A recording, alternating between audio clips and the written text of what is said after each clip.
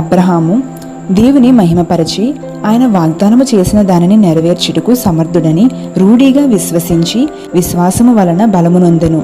రోమీలకు రాసిన పత్రిక 1వ అధ్యాయం 21వ వచనం.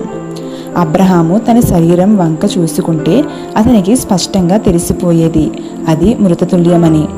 అయినా అతడు నిరుత్సాహపడలేదు. ఎందుకంటే అతడు తన వంక చూసుకోవడం లేదు, సర్వశక్తుడైన దేవుని వైపు చూస్తున్నాడు. వాగ్దానాన్ని పట్టుకుని తొట్టుపడలేదు. జలపాతంలా మీదికి ఉరుకుతున్న ఆశీర్వాదాల కింద నిటారుగా స్థిరంగా నిలబడ్డాడు. నీరసం అయిపోలేదు, కానీ ఉన్న కొద్దీ విశ్వాసంలో బలం పొందాడు. ఉన్న కొద్దీ దృఢకాయుడయ్యాడు. ఇబ్బందులు స్పష్టంగా తెలిసిపోతూ ఉన్నాయి. ఆయన సర్వ సామర్థ్యాన్ని బట్టి దేవుని మహిమపరిచాడు. వాగ్దానం చేసినవాడు నెరవేర్చడానికి మామూలు సమర్థుడు కాదు, అత్యంత సమర్థుడు, సంపూర్ణ సమర్థుడు.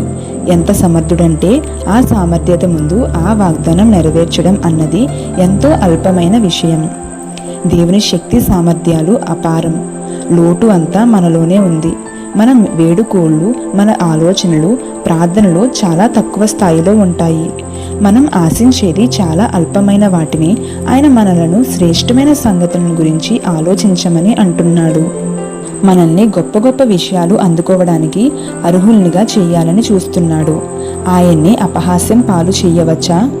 మన పరమదాత అయిన దేవుని దగ్గర మనం ఇంతవరకే అడగాలని గాని, ఇంతవరకే దొరుకుతుందని గాని హద్దులు ఉంటూ లేవు. అయితే ఇక్కడున్న షరతు ఒకటే, ఆశీర్వాదాలు అనేవి మనలోని పరిశుద్ధాత్మ శక్తికి అనుగుణంగా దొరుకుతాయి. దీవెనల ఖజానా పైకి దేవుని దివ్య వాగ్దానాల నిచ్చెన మీదుగా ఎక్కిపోండి. తాళం చెవిని ఉపయోగించినట్టుగా వాగ్దానాన్ని ఉపయోగించి దేవుని కృప, అభిమానం అనే సంపదల్ని చేజిక్కించుకోండి.